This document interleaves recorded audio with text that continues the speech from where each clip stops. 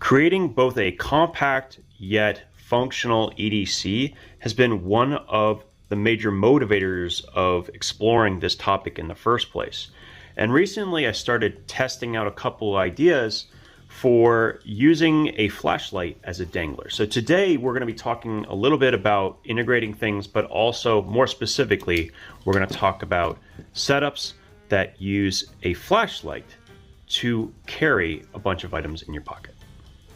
Now this was my EDC today as I was running around doing some errands, working, and so on. And I really did enjoy it. I think there's a lot of potential here. And let's just quickly go through what I have. So the first one is the Phantom R wallet. Now inside I have a notebook. This is a Right in the Rain pocket notebook that's designed to work in a credit card slot, and it also has a key organizer attachment. So this key organizer attachment lets you store up to 3 keys and keeps it with the wallet. Now obviously there's some downsides. If someone takes your wallet, they have your keys and your ID and so on. I get that, but still something I'm playing around with and testing just to kind of keep things simple and easy. Of course we have a Leatherman Skeletool CX. I kind of wanted to match that carbon fiber theme.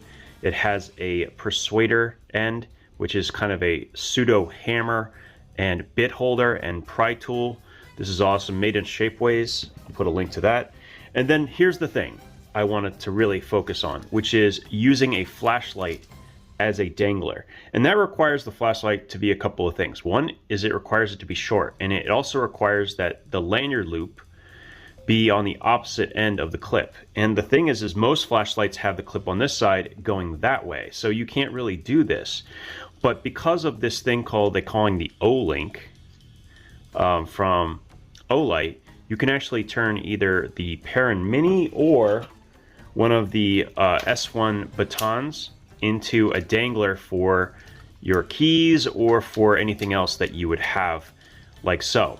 And what I like about this is it means I can take this entire setup or have different setups, and I can just attach this to a refrigerator or otherwise, and then mix and match as I see fit. So there's a couple advantages here, and the magnet is incredibly strong.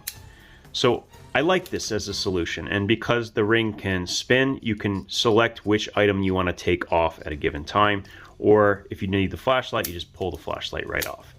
So that works, but this started because I wanted to create the least expensive yet most functional package possible. And it started with the Rovivon flashlight, because you could take the Rovivon, you could reverse the clip, especially on the plastic variants, which have a notch that's a little bit closer to the end, like you see here, and then I have glued it with epoxy so that it will not come off. So this is now functioning as a dangler for whatever I choose. Now this little magnetic attachment is made by KeySmart. Now these are nice for proof of concept because they're very inexpensive. I have heard that they wear out over time, but I'm pretty happy with them. I was able to get like a 3-pack for like 15 bucks. So solid. And it lets me test this mix and match concept that I was going for. I also have a Fieldmaster, which I have added plus scales to. So this was the idea of having that ultra compact, EDC.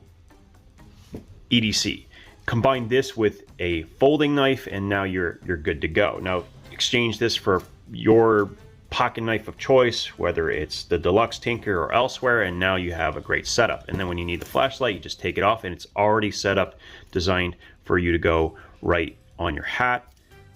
There, boom. So that worked. That worked really well. My question for you guys, is this something that you would actually use? For me, I think that the big advantage here is that it works great on pants that only have 2 spots, 2 different corners in your front pockets, right? You don't necessarily want multiple items that can scratch each other. It's obviously something you could do. You could put a bunch of different clips, but what I found is to get into the pockets, whether it's for your phone or for your wallet, and you have a lot of things attached to the outside, when you reach in and then pull out, a lot of times if the clips are not strong enough, you can actually knock something out of your pocket and onto the floor. So having a single item in the very corner of each pocket is going to keep that from happening. So this was my idea, this 2-clip rule. And I think the working around this 2-clip rule is a challenge. My pockets on my pants, I actually have what they call mag pockets, and they are perfect. They're up a little higher, just behind where the normal pockets are. So I have essentially 4 corners to work with.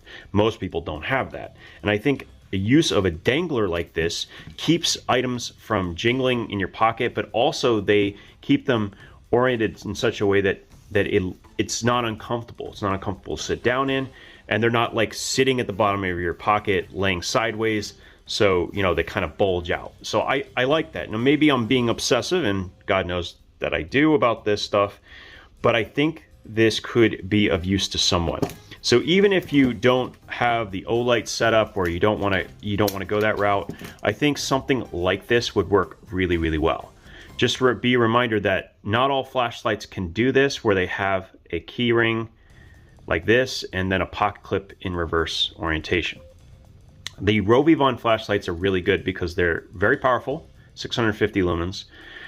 Ones like this even have side lights, so you can clip this to a collar and use it hands-free. And I really, really like that. I had a similar concept by using the L orientation of the Perrin 2, but this flashlight worked. I think there are others out there. I'm still looking for them, but this concept, I think, which is something that a lot of people can get use out of. So that's it for this video. Thanks for watching, and we'll see you again soon.